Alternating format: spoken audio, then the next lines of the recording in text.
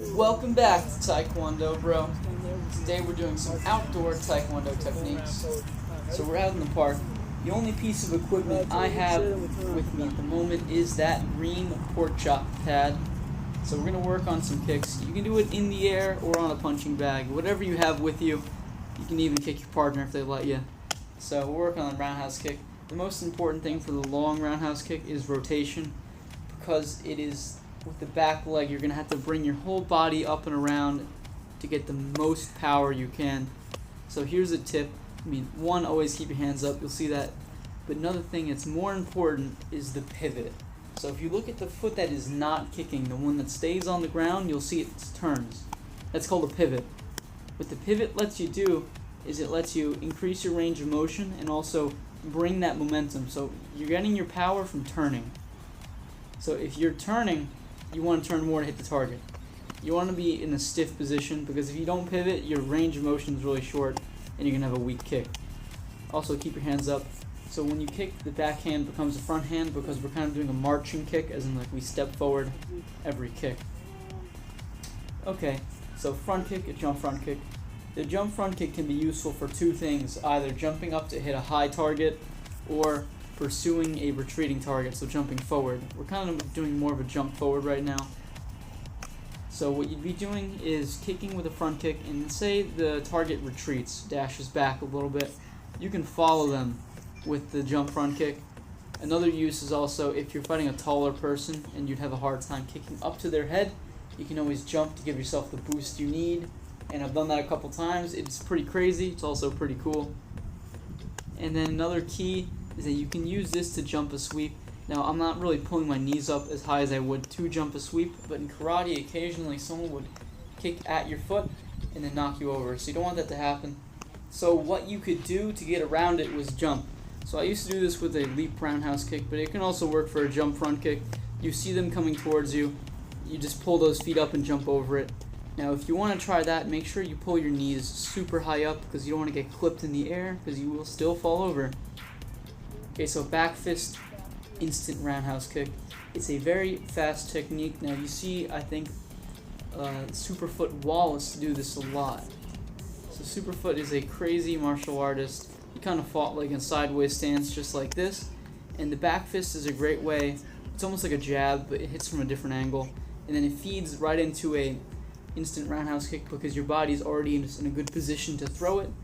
So if you're getting kind of up close, what you can do is you can dash in, get that back fist, and then hit the head with that instant roundhouse kick. Of course, you can also hit the side of the body too, whatever's open. Now, when you're doing the back fist, treat your hand like a whip. So you want to push your hand into that. You want to use your hips and kind of whip it, so you'll move faster. And then also you pull that hand back right away, because you don't want your hand just sitting out there. You need to defend yourself and throw the techniques and block. And also, if you look at the back foot on the instant roundhouse kick, you can see it also pivots too. It's a little bit different because it's the back foot, but the same concept. So here we have long hook kick, pinwheel kick.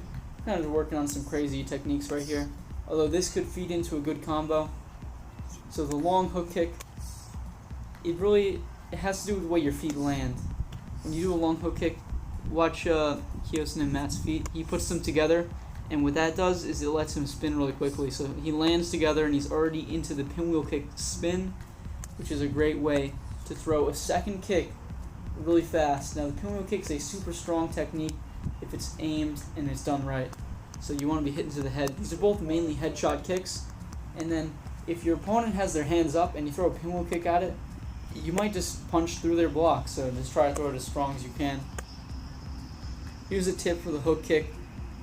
Treat it like a side kick that you missed. So I want you to side kick past the target and then pull your leg back in.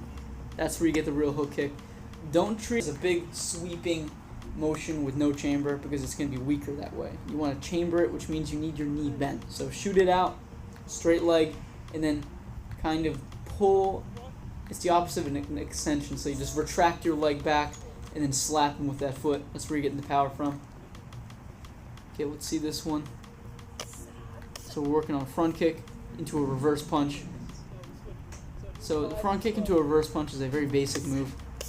And what we're doing right now is practicing a good technique on it. So we're landing forward.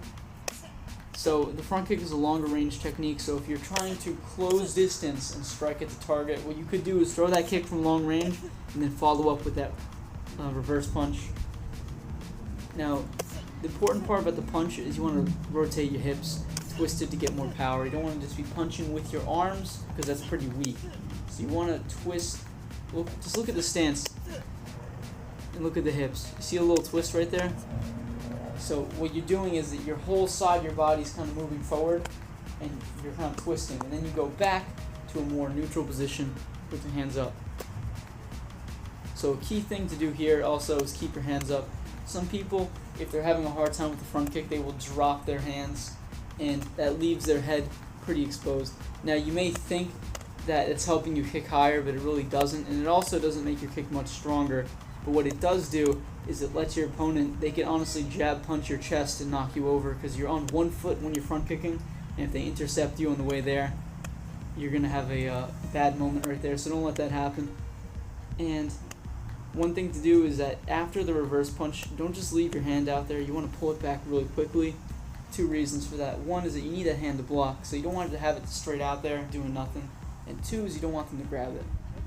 Okay, knife, hand strike, ridge hand, long roundhouse kick. Just look at the little basics here and see it on screen. So the knife hand strike is kind of like a back fist but with an open hand. The ridge hand, think of clothes lining somebody with the strong part of your arm. And then the roundhouse kick is pretty self-explanatory. So why would you throw the ridge hand, right? That's the question here.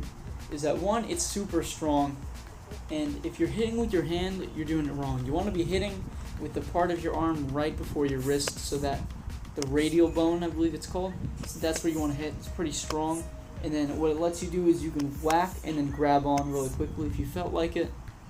It's one of those traditional Taekwondo hand strikes. And if you've ever been punching a punching bag with no gloves on, you'll notice that you'll be able to do a ridge hand stronger than you can do a normal punch, just because the bones of your arm are just stronger, more heavily built than those little bones in your hands. So just think of that if you're not fighting with gloves on. Another thing here is that it kind of feeds into it. So the knife hand strike, you're striking across your body, and then you're coming across with the same motion with that ridge hand. So you're kind of stacking up that, you're not switching directions. Whenever you switch directions, it takes some time away, slows you down. Okay, let's watch it right here. So I'm doing it a little bit slow right now. We're going to move into some more speed in just a second. So as you see, I'm not doing that spin around thing. So Kyosin and Matt, when he was kicking, he was spinning around. I'm pulling my leg back. Either one is correct, it doesn't really matter. And then the knife hand strike is just as strong as a hammer fist. So the hammer fist is pretty much you're extending your arm out, make a straight arm, and then you're hitting at the same time. The same thing here. So you're going to start with your hand kind of towards your ear, and then you're just going to extend it out and hit as hard as you can. Okay, so this is almost like a sparring drill. This is the defensive blocking drill. So what's going to happen is I'm going to try to whack Matt right here with this pad, and he's going to try to block it. So you may ask, why not just do this with punching? And we could, but I don't want to put the gloves on right now.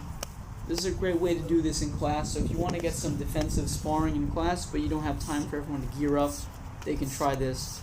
Now, what you want to do is you want to try to hit from different angles, and it may look crazy, but you got to remember I have one pad, but when you're sparring, you have 4 limbs. So try to cover all different angles, try to simulate kicks and punches too, from up, down, sideways, whatever direction you think is best. Here's another tip with it too, is that if you are trying to do this drill, watch your footwork. It's not all blocking. So if you're blocking, that's good, but you don't want to be blocking every technique. So if you can move around, stay in your feet, that's better. And also watch with the blocks, don't flinch up. So if you're flinching up, that could mean one of two things. One is that you're afraid to get hit, which unfortunately is just a part of sparring. You're just going to learn how to take a hit sometimes.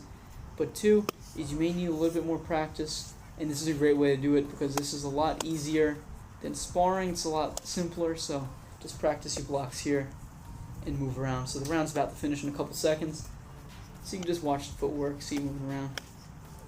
Comment down below if you've ever done this drill before, because I love doing it in classes. It's super easy. Okay, moving on to the next one in just a second. So axe kick, jump front kick. So we're just working on some high kicks here. Now practicing the axe kick, A, it helps with your actual axe kick, but B, it helps with your normal flexibility. So when you're doing an axe kick, try to get it as high up as you can. Now, we're kicking the jump front kick with the same foot that just did the axe kick, so you're bringing it back up. So here's a tip with the axe kick, is that if you feel like it's weak, you want to get your leg as high as you can. So no matter how strong you are, you'll have more power if you have more distance to speed up. So just focus on a front split stretch, try to get that leg as flexible as you can. Now if you also watch the stance here, is that you start almost in more of a front stance and then you bring it around for the axe kick, right? But then just for that moment right there in the middle, your feet are kind of together, and that's just by virtue of the way the technique goes. I mean, you could pull the foot back to a front stance from the axe kick, but that would just take you a little bit more time, and if you're planning on throwing the combination, you're better off just dropping it to the floor as fast as you can and then jumping back up with a kick. Now, one thing I see a lot of people do is that when they do the axe kick, the same with the front kick, they drop their hands. So dropping your hands won't actually make your kick go any higher. If you feel like you can't get your kick up that high, it may be a lack of flexibility, or you may want to work on those kicking muscles a little bit more.